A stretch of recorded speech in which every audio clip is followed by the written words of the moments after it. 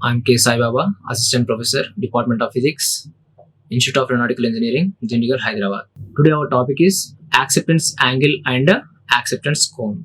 In previous class, we have seen that the construction and working principle of optical fiber.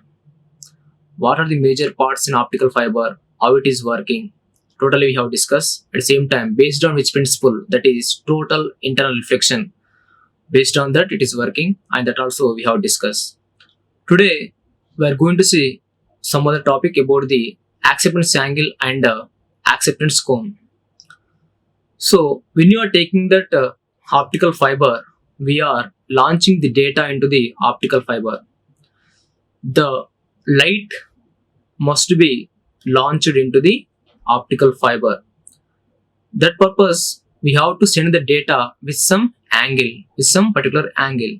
Okay, for example, if you give with some angle data into the optical fiber or into the core medium, sometimes it is going to reflect back, or sometimes it is going to scatter like that. At some particular angle, we have to incident into the core medium, then only the light can propagate through the core medium of optical fiber. So, at which angle of incident the data will be entered into the optical fiber is known as our acceptance angle.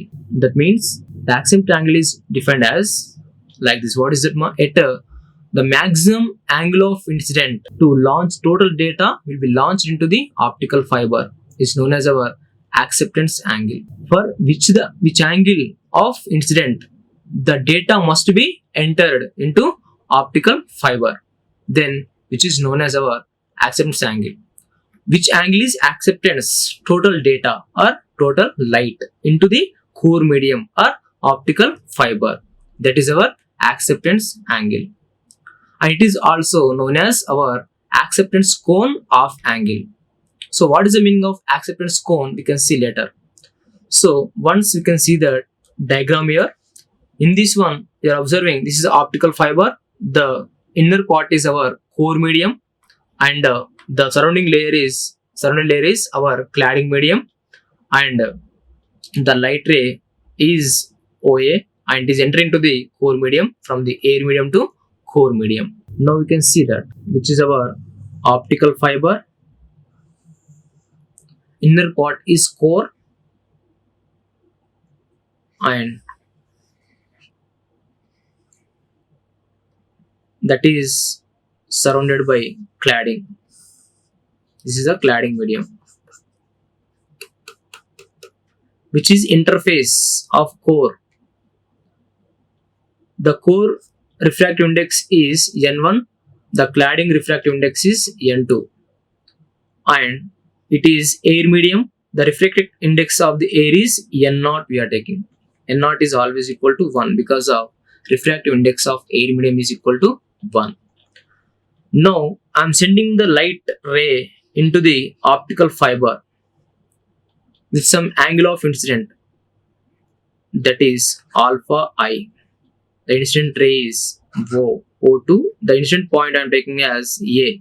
So OA is the incident ray and alpha I is the incident angle. But incident angle we can take with our normal line to the incident ray. So it is the optical fiber which is our principal axis or axis of the fiber. At incident point we have to draw one normal line or perpendicular line to the fiber surface. That's why the normal line is like this. So in this case the normal line is coincide with our principal axis. So the angle between normal line and incident ray is taken as incident angle I. Now I am taking that alpha I. It is taken as alpha I. Alpha I is the incident angle. Then the light ray, which is incident ray, is OA, and OA is entered into the our optical fiber, and that is propagate into the optical fiber or core medium. So already we have seen that the air refractive index is 1, the inside is core. That means that is having refractive index N1. Here you can observe that N1 is greater than N0. That's why the ray is coming from the rarer to denser. That's why the light ray is bending towards normal. That means along the axis it can move. That's why the light ray path, not actual path, it is going some bending and travel. According to that, the ray is again incident on the boundaries of two mediums of core and cladding. That point you can take it as B. So OA and AB. AB is the refracted ray. AB is the refracted ray. And at this point, we can take that normal line, which is perpendicular line to the surface of core and cladding. So that will be intersect at our normal or principal axis, that is at point C. Now C is giving us 90 degrees or right angle. So now the alpha I is the incident angle, then we can take alpha R is the refracted angle. Alpha R is the refracted angle. Incident angle, refracted angle, which are in opposite in our diagram. And this is the incident ray I and this is refracted ray R. And I am taking that angle between normal line and refracted ray, that is taken as theta. That is theta. Now we are observing ABC is the one right angle triangle. ABC is the right angle triangle. Right? So from triangle ABC, we know that the total angle in the triangle is equal to 180 degrees. But in this one already the C angle is 90 degrees. That's why remaining angle C and B are giving us 90. That's why alpha R plus theta equal to 90 degrees. Therefore, the alpha R and plus theta equal to 90 degrees. From this one we can write alpha R equal to 90 minus theta. Alpha R equal to 90 minus theta. Right. Now we can apply our refraction law, otherwise our Snell's law. So according to Snell's law, N1 sin theta 1 equal to N2 sin theta 2. In this diagram we can observe that N1 means the ray is coming from the air medium to core medium. That's why the refractive indices of air and core only we can take. That's why the N0 and N1 you can take. So according to refracted law, or according to Snell's law, we can write N0 sin theta 1. Theta 1 means what here? Alpha I, incident angle. That's why N0 sin alpha I equal to second medium. What is that? Core medium. That's why refractive index, what is that? N1. So N1 into sin alpha R. According to Snell's law, we are going to write that is N0 sin alpha I equal to N1 sin alpha R. Right. So sin alpha I equal to N1 by N0 into sin alpha R. Right. Sin alpha R. Alpha R, already we got that 90 minus theta from the triangle ABC, which is right angle triangle. So you can replace that alpha R value with a 90 minus theta. That's why sin alpha I equal to N1 by N0 into sin 90 minus theta. 90 minus theta. Then sin alpha I equal to N1 by N0 into sin 90 minus theta cos theta. Sin 90 minus theta cos theta. From this one, what we can write here? Therefore, sin alpha I equal to N1 by N0 into cos theta. Cos theta. But we are observing here, when the alpha I is maximum, that means for which angle of incident, for maximum angle of incident, the total data enter into optical fiber. That means the theta goes to critical angle. That means theta C. That's why when it is alpha I is equal to alpha maximum, in that case the theta is equal to theta C. That's why above equation we can write like this. Therefore, sin alpha maximum equal to N1 by N0 into cos theta C. Cos theta C. Now we can write according to trigonometry formula, sin square theta plus cos square theta equal to 1. So cos square theta equal to 1 minus sin square theta. Then cos theta equal to under root of 1 minus sin square theta. Cos theta equal to under root of 1 minus sin square theta. This value we can write in above equation at place of cos theta c, right?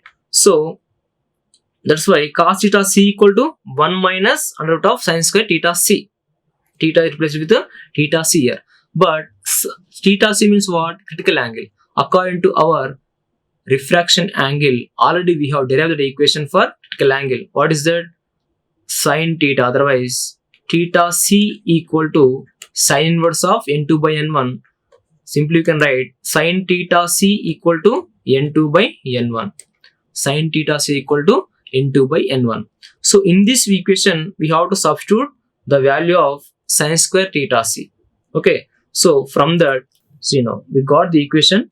Finally, that is cos theta c equal to under root of 1 minus sin square theta c. According to Snell's law, we have got the critical angle formula, that is sin theta is equal to n2 by n1.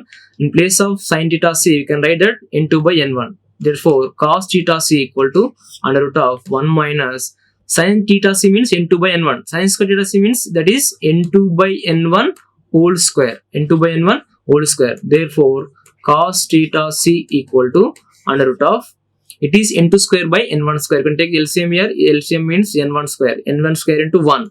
That means n1 square minus n2 square by n1 square. So now this cos theta c value we can write in our formula. What is that here? Sin alpha I. Where did we got here?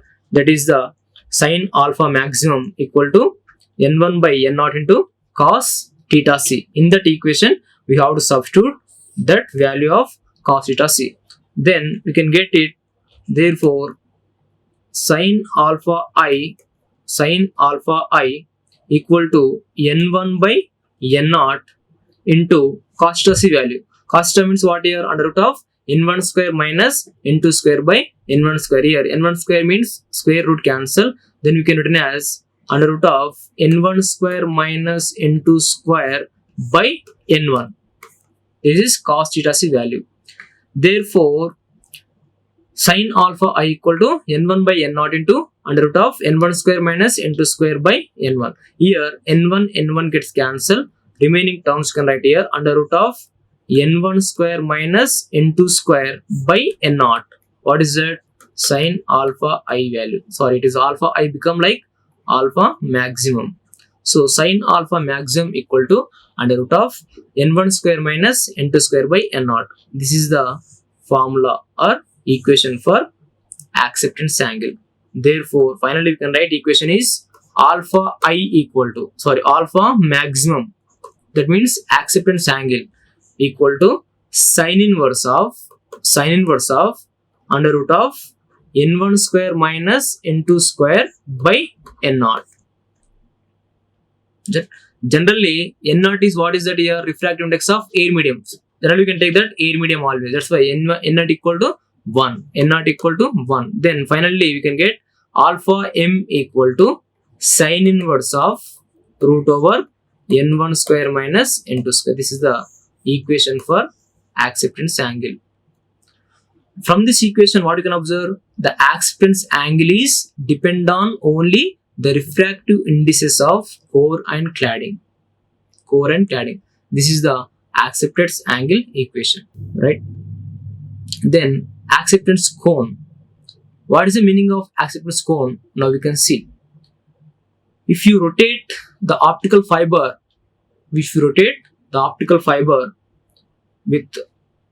with axis of fiber, otherwise with the angle of acceptance, then we can get one region like cone shape. This much of region is known as our acceptance cone. That means within this region we have to send the data, then only it will be propagated to the optical fiber.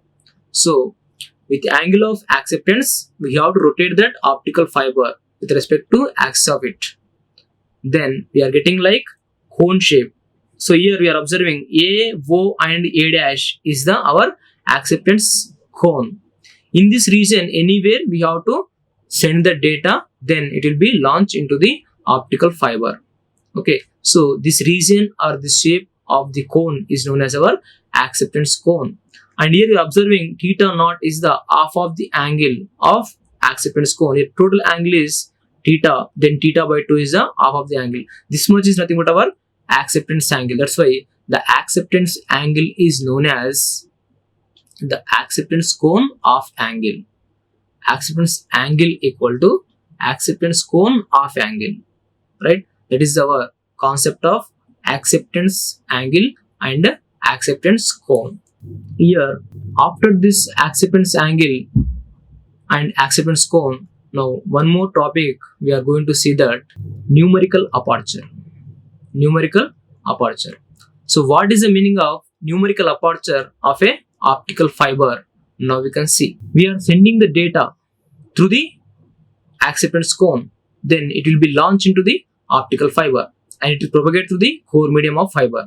Again, we are getting second end of the fiber. But how much data will be accepted? How much data will be collected? How much data will be gathered by this optical fiber? That much of capacity, or that capacity of this optical fiber, is known as our numerical aperture. That means simply the light gathering capacity of optical fiber is known as numerical aperture. The light gathering capacity of optical fiber, the light collecting capacity of optical fiber is known as numerical aperture. And this numerical aperture value is always directly proportional to the acceptance angle. Mathematically, we can express that equation of numerical aperture.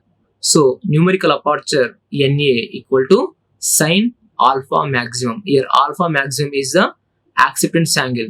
So, the sine of acceptance angle is nothing but numerical aperture. The sine of acceptance angle is our numerical aperture. So, when you are going to write NA equal to sine theta naught is the here, theta naught is our acceptance angle. So, NA equal to sine theta, otherwise sine alpha maximum. Then sine alpha maximum value, we know that already we have derived that, right? That's why that equal to sine alpha maximum equal to what is the equation? Sine inverse of, otherwise that is equal to under root of n1 square minus n2 square by n0. n0 equal to 1 because of it is air medium. So we can write simply Na equal to sine theta equal to under root of n1 square minus n2 square. So finally, the numerical aperture of optical fiber also is depend on only the refractive indices of core and cladding materials. So that is numerical aperture. So Na equal to under root of n1 square minus n2 square. This is our numerical aperture of optical fiber. Simply, the light gathering capacity of optical fiber is known as our numerical aperture.